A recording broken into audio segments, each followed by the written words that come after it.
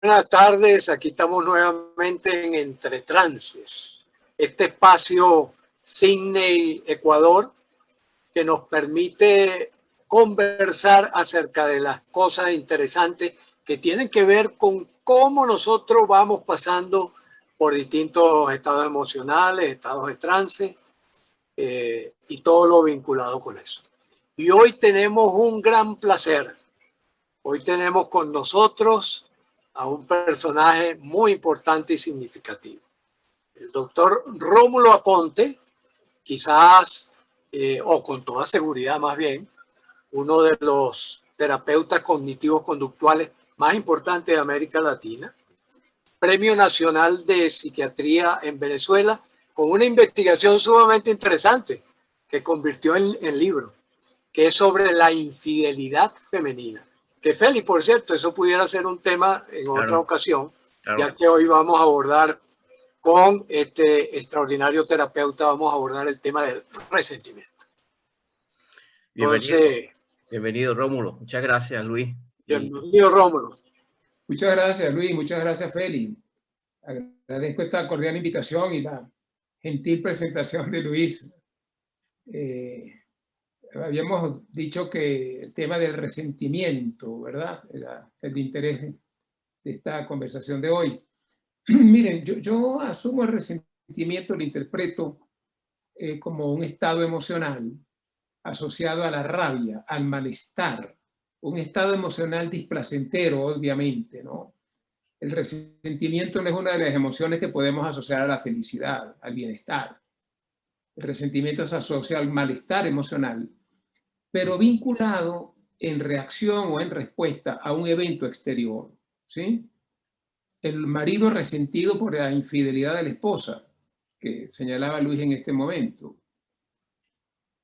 Los migrantes de nuestros países latinoamericanos tan maltratados por la injusticia social, por gobernantes psicopáticos carentes de empatía, que se someten a estas travesías, estas aventuras peligrosas, lesivas a su integridad psíquica, a su integridad emocional, y emprenden viajes desde Venezuela, desde Guatemala, desde México, desde El Salvador, cualquier país latinoamericano, en búsqueda de mejores alternativas de ellos, dejando sus países de orígenes. En muchos otros casos que seguramente ustedes pueden plantear, identificar, existe resentimiento. Entonces decía pues que es una reacción emocional ante un evento externo. Pero quiero precisar, Luis y Félix, que entre el evento externo y la reacción emocional hay un procesamiento mental, hay un procesamiento cognitivo. ¿Qué es lo que pensamos de eso? Y tomando nuevamente el ejemplo que Luis señalaba de la infidelidad femenina, es tan interesante esto. Una de las pocas cosas que yo trabajo son las terapias de parejas, ¿no? Que hice en la Universidad de Pensilvania, en Filadelfia, junto con terapia cognitiva. Prácticamente las estadísticas señalan que la totalidad de los hombres en algún momento de su vida matrimonial han tenido una relación extramarital. Y que últimamente hasta un 60% de las mujeres han reconocido en algunos estudios que han tenido experiencias extramaritales. De tal manera que es una experiencia bastante común a los hombres y a las mujeres. Y paradójicamente, cuando se les pregunta a ellos, ¿y qué opina usted de la infidelidad? Todos dicen que es inconveniente, que eso no se debe hacer.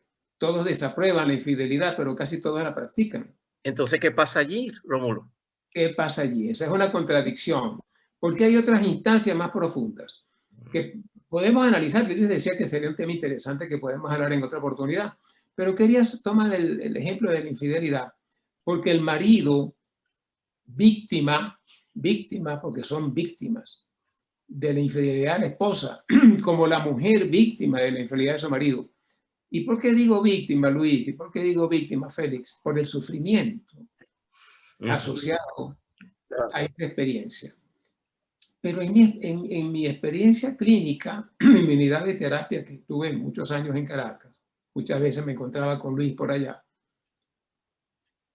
Tuve la oportunidad de darme cuenta, de reconocer cómo los hombres han cambiado su actitud respecto al mismo evento. Fíjense ustedes, la esposa es infiel. Ese hombre está, los hombres sufren mucho más que las mujeres la infidelidad, mucho más. Yo he visto a hombres destruidos emocionalmente, con sentimientos depresivos, con profundos estados de ansiedad, con rumiaciones obsesivas en relación a la infidelidad y al elemento sexual involucrado en la infidelidad. Sí. Búsquedas casi morbosas. Y ya termino, gracias por la paciencia de ustedes. No, por favor.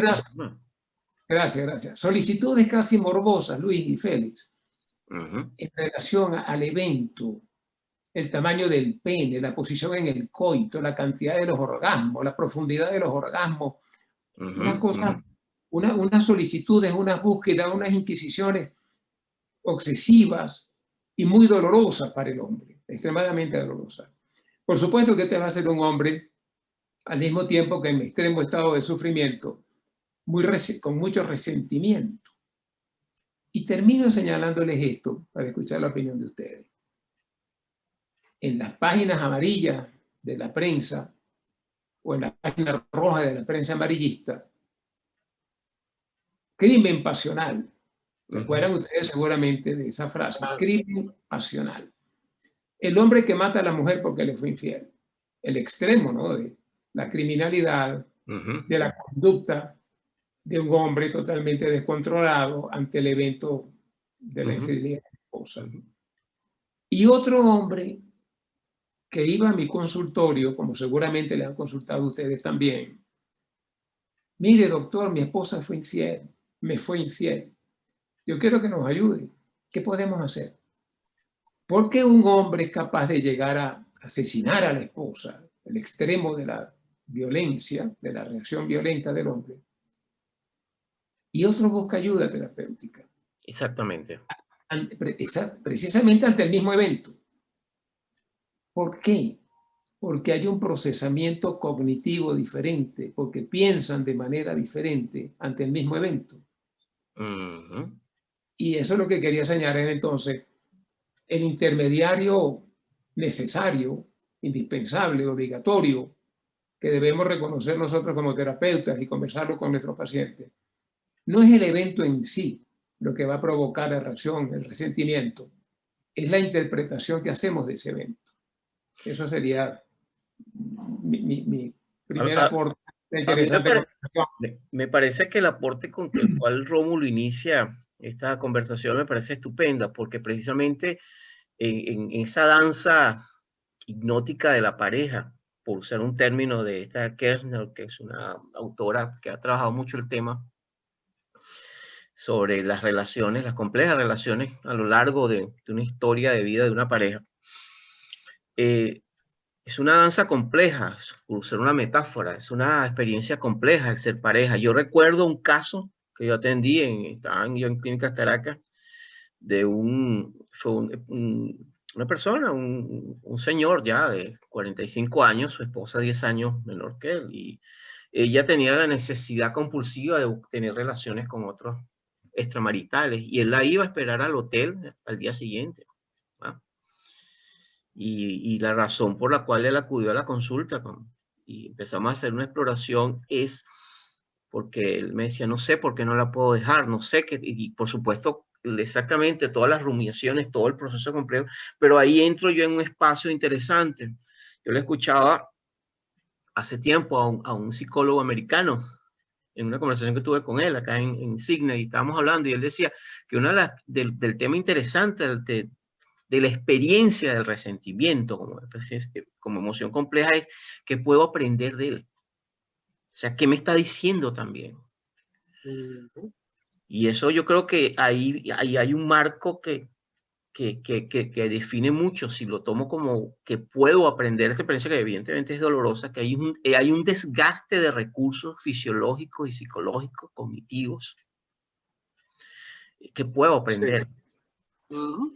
Y fíjate que un poco acá reflexionando lo que nos está diciendo Rómulo y lo que ha dicho Félix, es como que el resentimiento viene a ser como un paso intermedio dentro de la ruta del, podríamos llamarlo la ruta del emocional o la ruta del decidir, ¿no? Entonces creo que podemos llamar por una parte la venganza como continuación del resentimiento o más bien una actitud de ¿será que yo fallé en algo? Y que eso motivó esta respuesta, ¿no? ¿Será que yo fallé en algo y eso trajo como consecuencia que la mujer se buscara otro? Y por ese camino puedo ir también a cuestionar la autoestima. Tú mencionaste, por ejemplo, en el caso particular de la infidelidad, el tamaño del pene, que es casi una obsesión para nosotros los varones, ¿verdad? En esa adolescencia en que empezamos a medirnos el pene y ese tipo de cosas, ¿no? Pero entonces, para algunos, ¿no? La mayoría, por lo menos, cuando yo los interrogo, confiesan pues que en algún momento empezaron en una comparación de si era demasiado grande o demasiado pequeño, ¿no? Y eso como una cosa absoluta, no como una cosa de relación de pareja, ¿no? Pero también ocurre en otros niveles, por ejemplo, ocurre en política, ¿verdad?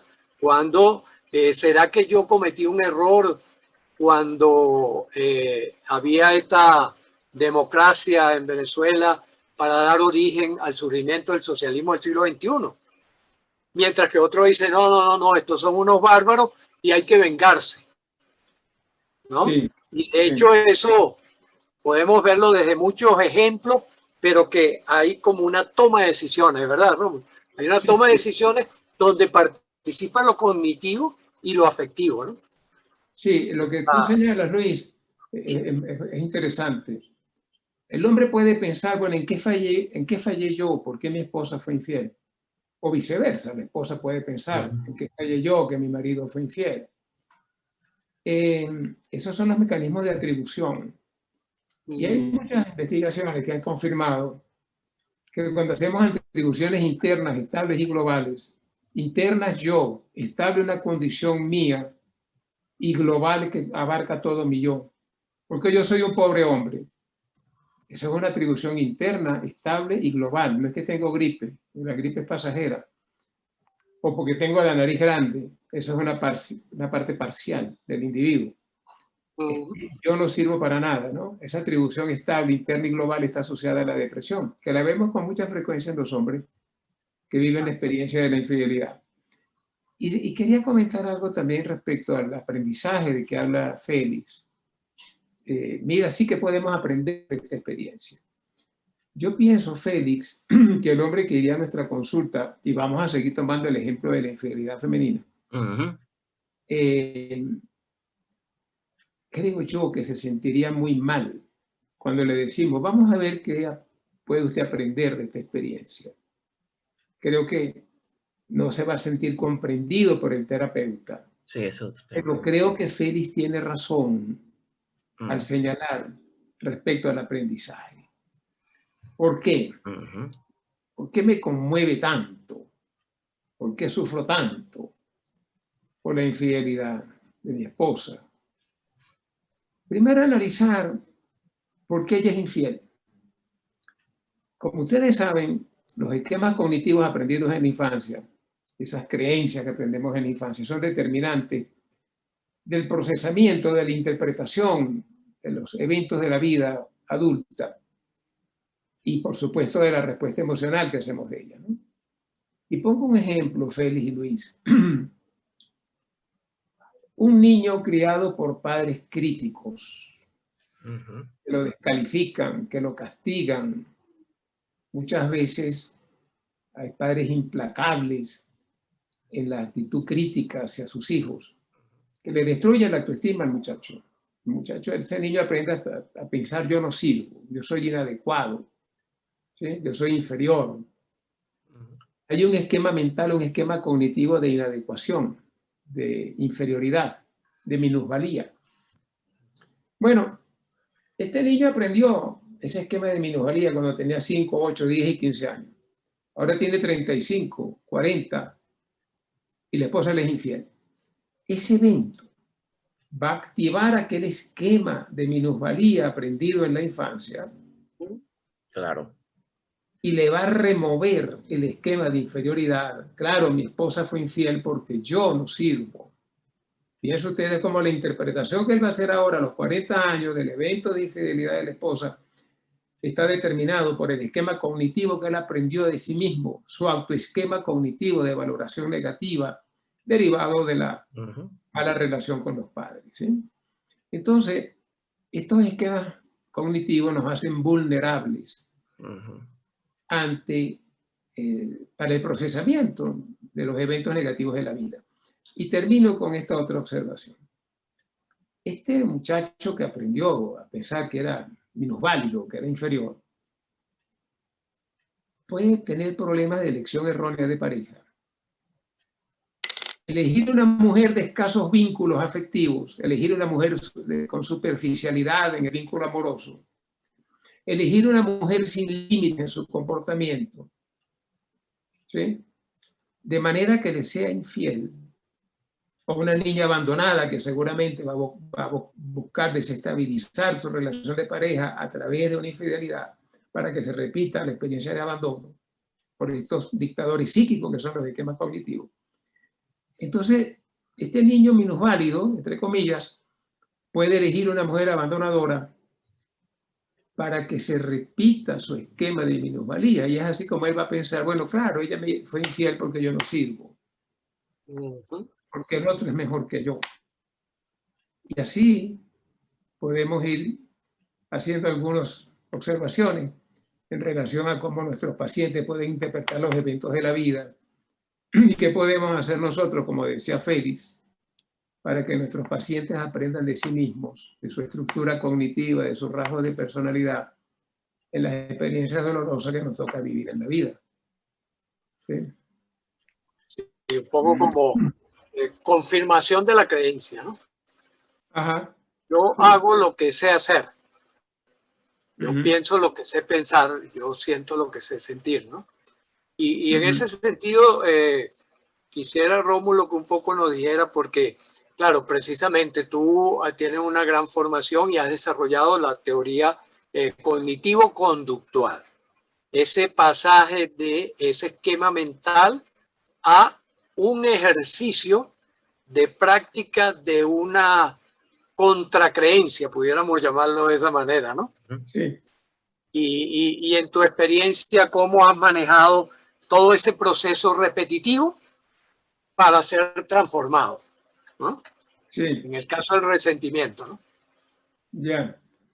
Bueno, como decíamos, el resentimiento como reacción emocional negativa ante un evento, insistimos en que va a depender de la interpretación, del procesamiento cognitivo que hagamos del evento.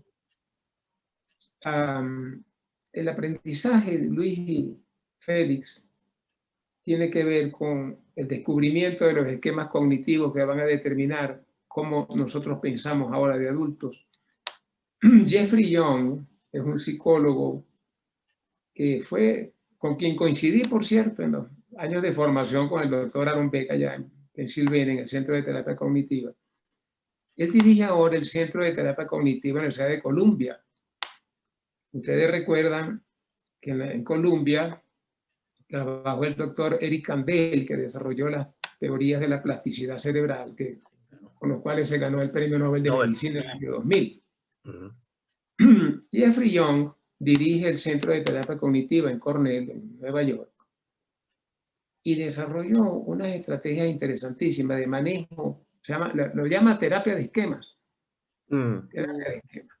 Técnicas para corregir estos esquemas cognitivos, que son esos dictadores psíquicos que nosotros llevamos intrínsecos en nuestra estructura de pensamiento, que nos van a producir la interpretación sesgada, irracional, equivocada muchas veces de los eventos de la vida, y que derivado de esas interpretaciones sesgadas, equivocadas, irracionales, vamos a sufrir mucho. Entonces identificamos los esquemas cognitivos de minusvalía, de abandono, de deprivación afectiva, de abuso, etc.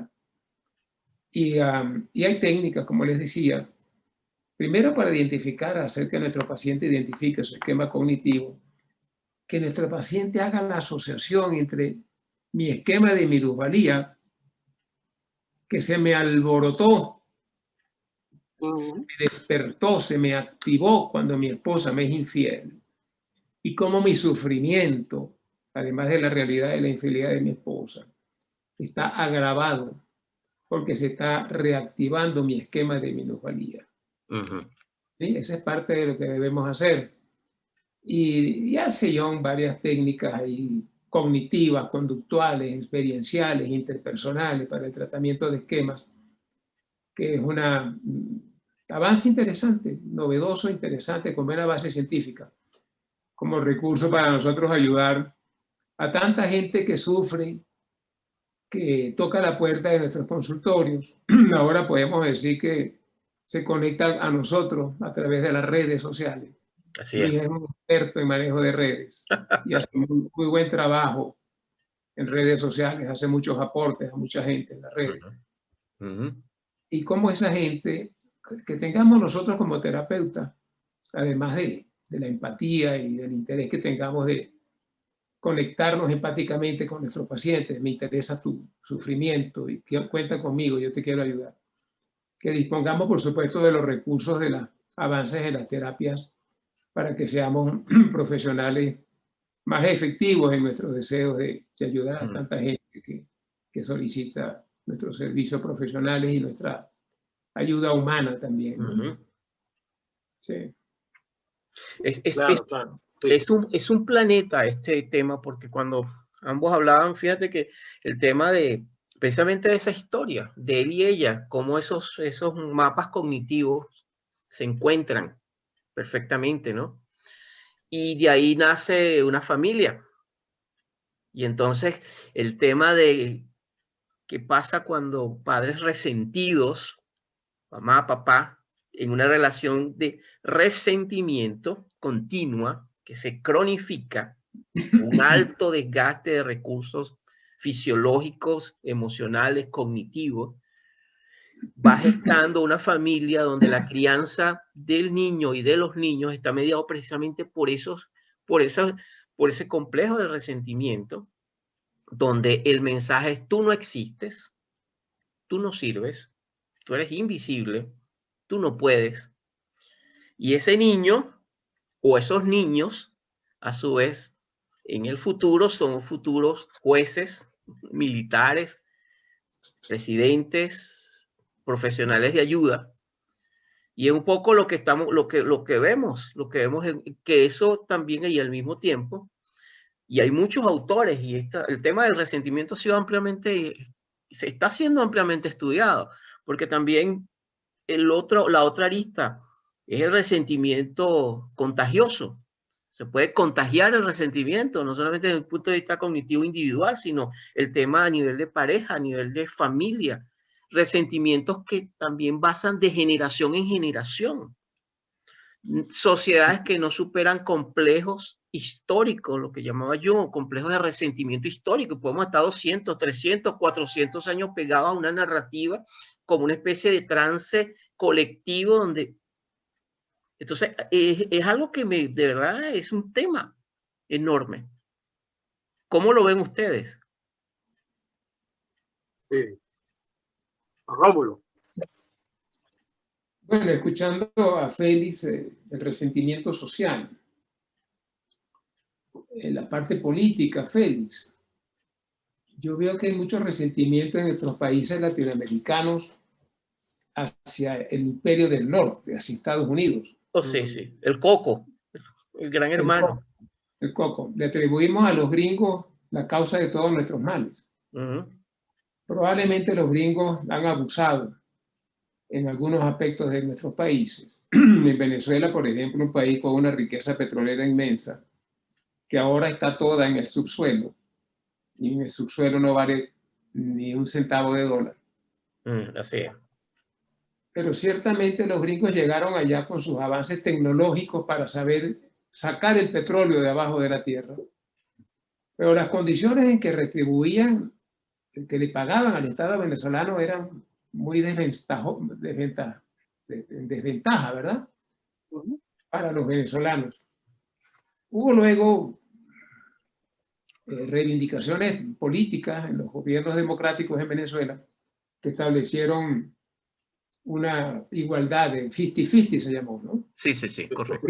Los gringos se llevaban la mitad del valor de las ganancias y a Venezuela le quedaba la otra mitad, eran como socios, mitad y mitad. Y luego en otro gobierno de otro presidente, Pérez, se nacionalizó el petróleo en Venezuela. Se fue como reivindicando, ¿sí?, los derechos de los venezolanos en su relación comercial con los Estados Unidos. Pero si bien es cierto que debemos revisar algunas políticas del intercambio comercial, por ejemplo, con Estados Unidos, tampoco podemos atribuirle, como decía Luis y Félix, la causa de nuestros males al imperio americano. Absolutamente. No. Nosotros hemos tenido muchas fallas como individuos, como ciudadanos, como países. Claro. Yo creo que una gran falla, por ejemplo, y ya me interesaría escuchar la opinión de ustedes, son los problemas de elección de presidentes. ¿Cómo elegimos a personas psicópatas, histriónicos, manipuladores en extremo de las masas, explotadores de la miseria, para luego hacer ejercicio del poder en base a sus propios intereses? ¿Sí?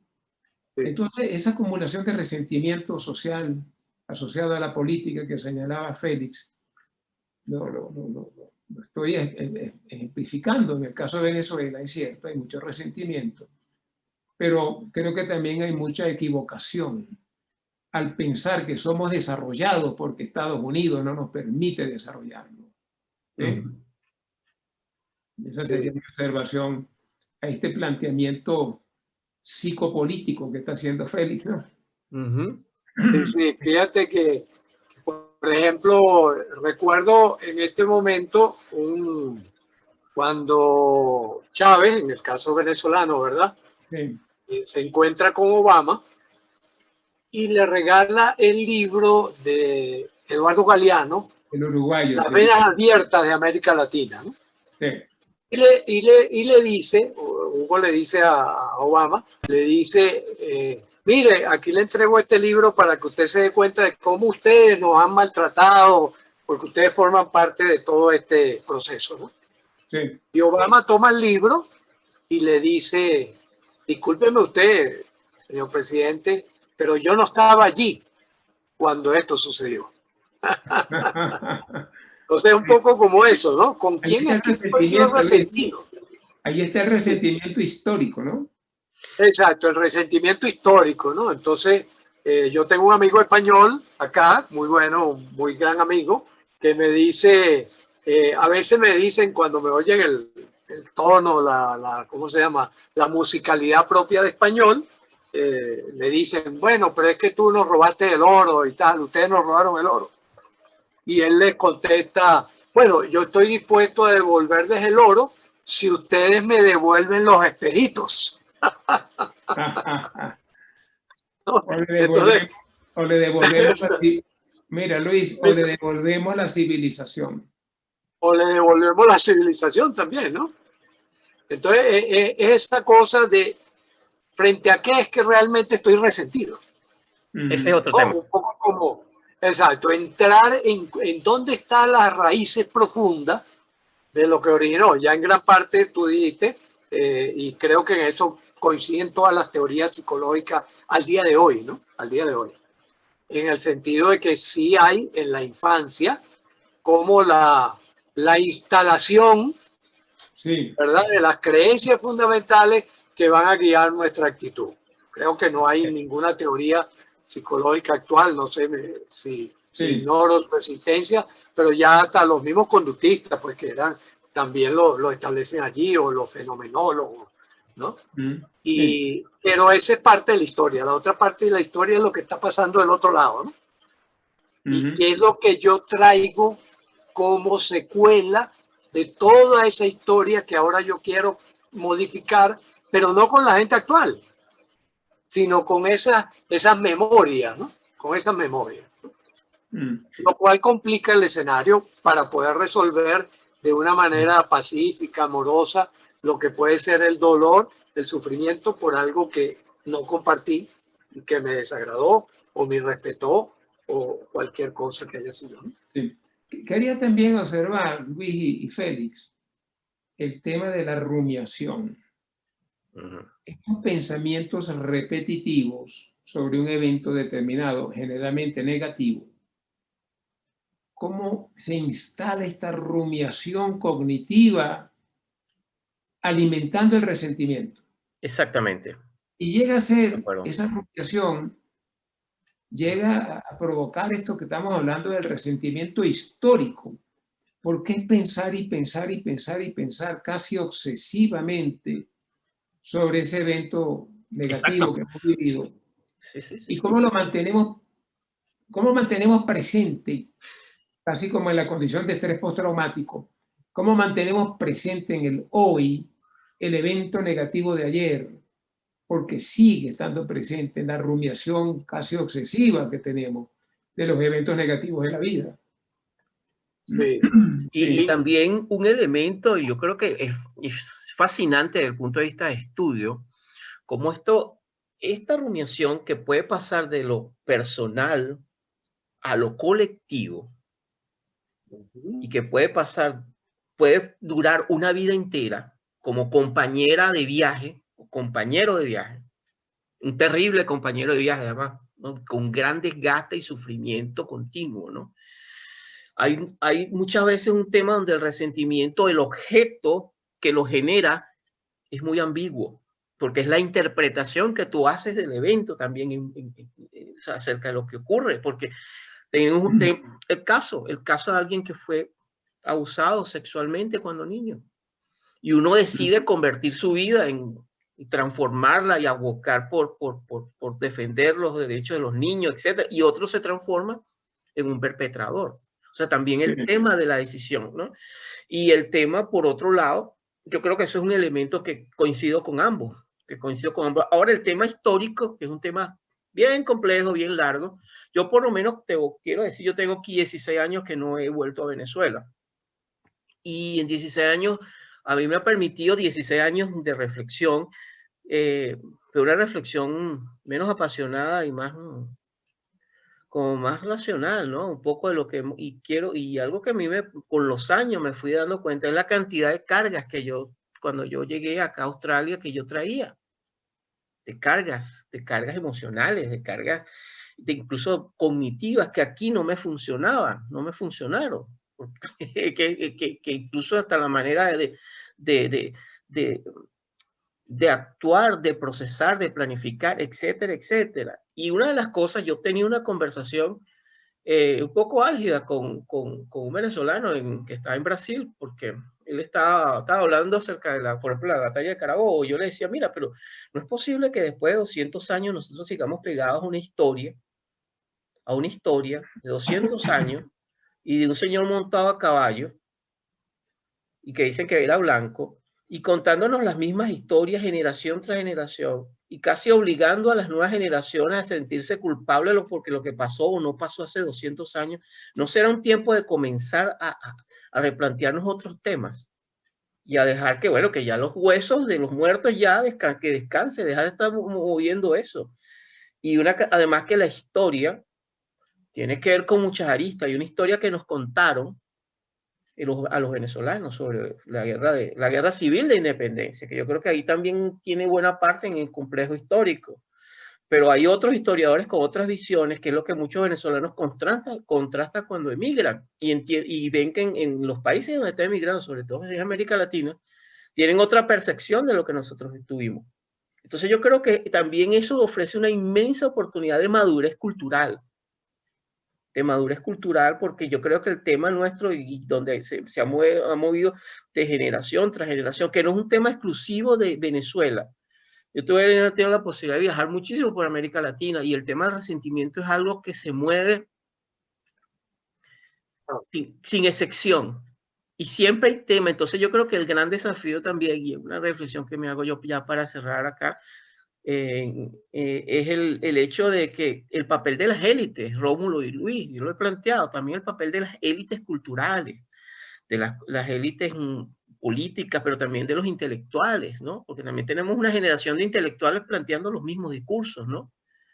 Y yo creo que yo no le puedo pedir mucho al ciudadano de a pie cuando no ha tenido posibilidades de ver otras posibilidades también de educación y eso cuando lo encontramos, que nuestros políticos son unos pillos en general, porque realmente tengo muy poca fe en los políticos, o que los intelectuales, que se supone que son gente que tiene una visión que más bien en vez de aclarar, confunden, oye, no ayuda mucho. Por eso yo creo que el gran desafío que hay es el tema cultural, el tema de educación, pero una educación no para ideologizar personas, una educación para aprender a pensar, para desarrollarse en términos reflexivos.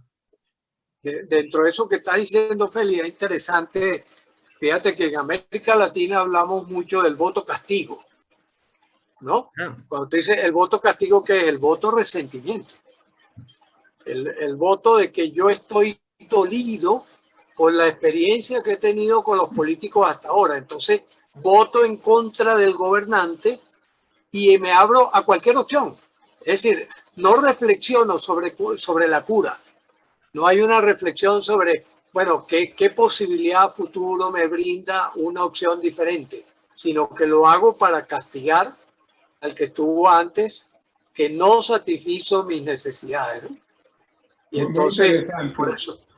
Muy interesante, Rino. Sí, sí, te interrumpí. Muy interesante. El voto castigo. Voto castigo. El voto castigo, basado en el resentimiento, Luis, como acabas de señalar muy acertadamente. El voto castigo es para hacerte daño a ti, que no hiciste lo que yo quería o que no me favoreciste como yo aspiraba. Y estoy votando por otra persona que puede ser peor que el supuesta persona que el otro presidente que me hizo daño a mí. ¿Sí? Y el voto castigo puede inspirar elecciones erróneas de gobernantes en nuestros países. Por esto mismo, porque estoy votando desde la postura del resentimiento hacia una persona y no de la identificación del otro por quien yo estoy votando, que lo que me estás ofreciendo es compatible con mis expectativas. Yo estoy votando por lo bueno tuyo, estoy votando para hacerle daño al otro. Y por supuesto que eso va a dar lugar a muchas elecciones erróneas, como hemos visto en nuestros países, elecciones erróneas de gobernantes que le han hecho mucho daño a nuestros pueblos. Fíjense ustedes qué interesante cómo estamos arribando al resentimiento social, sociopolítico, también pues asociado, ¿no?, a estos otros eventos de la experiencia de nosotros como seres humanos en los países que nos ha tocado nacer y vivir, ¿no? Sí. Sí, sí. Pero, sí, sí. Muy interesante el tema. No sé cómo estamos de tiempo, Félix, porque, claro, ocupamos a Rómulo, que a su vez es una persona muy ocupada y que tiene también otras actividades. No sé queremos, si Rómulo si queremos, aguanta un poquito más o si, ¿cómo estamos de tiempo? Sí, yo no queremos abusar del tiempo de Rómulo y bueno, yo quisiera, bueno, Rómulo, darte las gracias por esta oportunidad de verdad compartir contigo esta visión. A mí me parece que el tema del resentimiento es central en estos tiempos que estamos viviendo, no solamente en América Latina. Yo creo que lo que está pasando en Europa, lo que está pasando en Estados Unidos, y yo creo que no hay sociedad donde ese fenómeno no se esté dando, por lo menos de Occidente. Y yo creo que, y de hecho, hay mucho estudio que se está dando desde el punto de vista de la psicología social, que es todo un tema fascinante y que está relacionado con cómo movemos, ¿no?, cómo los líderes también utilizan o cómo se moviliza, cómo se transforma, cómo, sencillamente cómo nos relacionamos, no solamente los ciudadanos, sino también los que tienen el poder, ¿no? Porque realmente es una energía enorme. Y me parece que ha sido muy interesante el poder escucharte y aprovechar de aprender de ti. Muchas gracias, Feli. Muchas gracias, Luis. Interesantísimo el tema que escogieron, interesantísimas las observaciones y los aportes de ustedes. Ojalá que tengamos oportunidades para seguir discutiendo estos temas tan Estoy seguro que sí. que les motiva. Con seguridad, Rómulo. El profesional. Con toda seguridad te vamos a invitar nuevamente a que sigamos conversando, porque es muy rico toda esta temática, no solo el resentimiento, sino en general el comportamiento humano. Con todo gusto, un gran abrazo. Cuídate mucho. Un abrazo. Gracias. Chao, Seguimos. Chao, Luis. Rómulo, cuídate. Interesante, Luis, la conversación con Rómulo. Rómulo es una persona con una gran sabiduría, mucha experiencia. Un pionero. Y fue un pionero, sí, sigue siendo pues un pionero en América todo Latina. Esto que tiene que ver con, de hecho, los estudios con Aaron Beck que hace en la Universidad de Pensilvania fueron de los primeros que se trabajaron, no solamente en no solamente en América Latina, en Hispanoamérica. Todo Hispanoamérica. En Hispanoamérica. Fue los primeros. Es más, Aaron Beck estaba comenzando con su planteamiento de la terapia cognitivo-conductual cuando acertadamente Rómulo se va a estudiar con él. Sí. De hecho, creo que llevó a Aaron Beck a Caracas. Llevó en una oportunidad a Aaron Beck en Caracas. Sí. Y ha sido una persona muy, muy movida dentro del ámbito del trabajo terapéutico y del trabajo con pareja también, como dijo, y su unidad, la unidad de sexología que tenía ya en Caracas, bueno, fue muy conocida y muy activa. Y por allí pasaron muchísimos alumnos, por allí pasaron muchísimos psicólogos y psiquiatras que trabajaron bajo su conducción y bajo su égida. Sí, fíjate, Luis, que fue interesante porque ya haciendo para ya cerrar el programa, cómo nos hemos ido del tema del resentimiento que es fundacional. Yo creo que es un tema, pero gordo, como dirían mis amigos españoles, un tema porque te da para muchas aristas, que va desde lo personal, el tema de la infidelidad y resentimiento. O sea, las aristas que hay allí. Al mismo tiempo, el tema de la masculinidad y las feminidades del resentimiento. ¿Qué pasa cuando tenemos una feminidad resentida o una masculinidad resentida? O sea, es todo un tema bien. ¿Qué pasa cuando eso se gesta en la familia? Cuando tenemos familia donde el núcleo central es el resentimiento y relaciones desde el resentir al otro. Claro, y algo que tú señalabas que es muy importante, el contagio. El contagio. El contagio de toda la actitud emocional frente a lo que significa, bueno, estoy resentido contigo, y entonces surge un resentimiento también del otro lado porque hay algo allí pendiente, hay algo que no hemos podido armonizar en la complicidad, por ejemplo, ya sea de pareja, ya sea de países, ya sea de agrupaciones, sociedad, de empresas, por ejemplo. Los resentimientos de una empresa con otra, porque el jefe bueno, con los empleados con el jefe, la movilización de coaliciones de 2 o 3 miembros para destruir o desplazar a un tercero en un pacto no verbal. Ese es todo un tema, pero enorme. Exactamente. El resentimiento cuando se dan coaliciones familiares, donde la abuela pacta con el nieto para desplazar al padre, apartarlo o aniquilarlo otra vez, produciendo estrés para inocular un cáncer. Hay toda una serie de teorías muy bien estudiadas. Sí, cómo no, allí. ¿Te acuerdas el sistema opera desde la Pasolini, la escuela italiana de la escuela de Milán, la terapia familiar? ¿Te acuerdas? Todo el enfoque de Milán y todo que venía de todo el tema con Milton Erickson, de la terapia intrafamiliar, etcétera, etcétera, ¿no? Pero también hay un elemento, Luis, que me parece que fue bien fundamental en todo este tema. El tema generacional, cómo el resentimiento se puede pasar de generación en generación y podemos estar en una espiral de 500 años, 400 años pegados con resentimientos que vienen de generación en generación sin posibilidad de ser resueltos, a menos que exista una capacidad realmente de convocar, y no de un hombre, no de un líder. Yo no creo claro. que hay una capacidad de un grupo de personas que estén en posiciones de decir, bueno, esto hay que cambiarlo, ¿no? Claro, es como por ejemplo la guerra interna de Colombia entre la guerrilla y los distintos gobiernos que se han sucedido por todo lo que ha sido ¿Qué ha pasado? el tipo y calidad de relaciones donde uno se ha sentido resentido y abusado por los otros. Claro, Y viceversa, porque y ahí te en tocamos ese fenómeno del contagio, ¿no?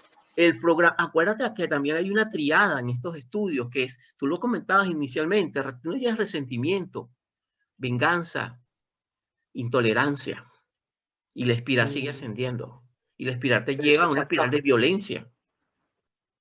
Exactamente. O sea, ¿en qué hablábamos? Claro, Rómulo lo plantea de un punto muy científico, cognitivo-conductual, como esquema, lo que Milton Erickson llamaría trances hipnóticos. Exactamente. El resentimiento es un trance hipnótico, y los que no saben el tema pueden revisar nuestros primeros programas cuando empezamos a hacer las definiciones de trances hipnóticos, los diferentes tipos de trances hipnóticos, que eso ha sido mi él llama ese remordimiento, esa rumiación. La rumiación es un fenómeno que toca el estado de trance, ¿no? Claro, y porque para yo mantenerme allí en ese feedback, entro en un estado especial como en un baile, ¿no? Te quedaste allí. Y no metabolizas, digieres, deglutas, transformas la experiencia, sino la experiencia se queda acá, se queda. Claro, y por eso es que agarra el camino de la venganza, y entonces la persona cuando hace el acto de venganza muchas veces dice, ya puedo pasar a otro estatus afectivo, ¿no? Hasta que se reactive de nuevo el evento y sigue en un ciclo que no para. Por eso te hablaba también, pero ya esto es a nivel poco la parte de psicología y política, que es todo un tema. El tema del elemento de la justicia, el tema de resentimiento. Por ejemplo, fíjate, hay un caso muy interesante que a mucha gente que me va a escuchar no les va a gustar el ejemplo que yo voy a dar. Pero tú sabes que yo políticamente correcto no soy. El tema de la Biblia, el tema de Caín y Abel. Cuando la historia es interesante porque tú ves en Caín y Abel la historia de dos hermanos que uno es pastor y el otro es agricultor. Y bueno, sobre Caín ha caído todas las pestes, pero yo te voy a decir algo, yo tengo una mirada, a mí me parece que cuando llega en la Biblia, creo que dicen Yahvé, va a elegir al favorito, elige a Abel. Oye, pero no hace un reconocimiento, porque resulta que Caín trabajó muy duro para llevarle todas esas frutas, verduras de su campo, trabajó durísimo, y el padre, en vez de decirle, bueno, estoy agradecido, hermoso, o sea, por lo menos tener otro gesto, lo aparta y de manera le dice, no, tú a mis ojos, no sé cómo es la historia bien, ¿no? Pero realmente rechaza a Caín, lo que genera un gran resentimiento. Pero mi mirada no es hacia Caín, mi mirada es hacia el padre. Pues si tienes dos hijos y los dos te dan dos regalos y a uno lo desprecia y el otro le dice, eres mi hijo favorito, oye, la responsabilidad es ese padre, que me parece un padre despótico además. Pueden saltar lo que quieran. Y bueno, todas las críticas, por ejemplo, que se hacen a toda esa... Y por eso mismo, por ejemplo, en la historia del cristianismo, Cristo viene un poco como a corregir esa plana, ¿no? Claro, es un padre despótico. De ese padre severo, sí, que es una construcción humana. Que es lo que ese mito, pero sobre ese mito se ha pensado mucho, Luis, sobre ese mito, y es lo que dice Luis, cuando yo como padre a mi hijo o a mi hija la anulo, no existe. Tú no lo haces bien, tú no sirves. O sea, oye, ¿cuál es mi papel como mentor y como generador? Y ahí entramos de nuevo el tema del resentimiento, siendo al final, fíjate, ¿sabes cuál es el gran tema? Y eso se lo escuché a Magali Villalobos, brillante psiquiatra junguiana. Cuando ella dio un seminario de resentimiento, tuve la posibilidad de verlo, de asistir vía Zoom, ¿no? Estas maravillas que hay también ahora que uno puede asistir a estos seminarios de estos estos pensadores que están fuera de la caja. Y es el hecho de que, ella decía, es precisamente uno de los elementos del resentimiento, Luis, es que en algunos contextos tú puedes saber qué generó el resentimiento. Pero en otros elementos del resentimiento tú no sabes, en el fondo es difuso el objeto del resentimiento, porque fue una percepción que tú hiciste, te vieron mal en una fiesta, o no te dieron la chupeta que querías cuando tenías, y de ahí te creaste una, pero en el fondo se hace más difuso mientras va pasando la edad, el origen. Por eso a mí me parece modelos como NEVA, neuroestimulación bilateral alterna, o MDR, modelos que van, boom, directo al procesamiento y se va. Sí, ¿no? sí, sí. Entonces, exacto. Es un la idea entre trabajar en el procesamiento o trabajar en los contenidos, ¿no? Exacto. Un salto también terapéutico bien interesante cuando trabajamos los modos de producción en lugar de trabajar el contenido específico. Enorme, pues enorme, enorme. Y yo creo que ahí hay un elemento pues fundamental de todo este tema. Yo creo que ese es el gran aporte que, ¿cómo puedo superar mi resentimiento? ¿Qué me está enseñando mi resentimiento?